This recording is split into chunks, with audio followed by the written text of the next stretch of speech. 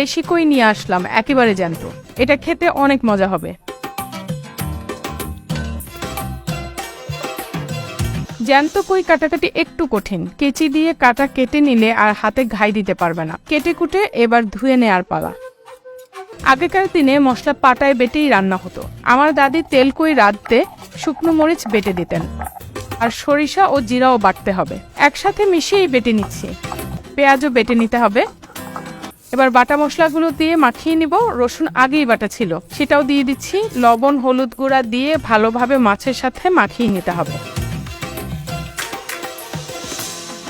রান্না করার জন্য মাটির হাঁড়ি নিয়ে নিচ্ছি। মাটির হাঁড়িতে একটু তেল মাখিয়ে নিতে হবে।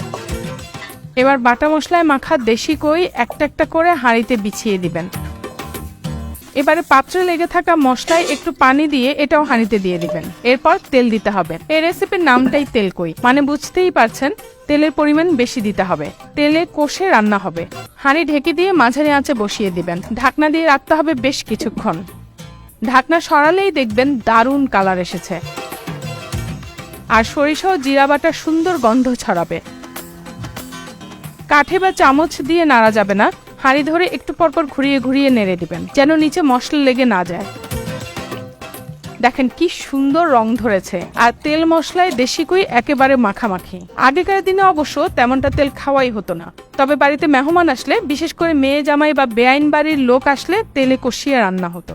আমার দাদি তেল কই রান্না করতেন বিশেষ কোনো মেহমান আসলে।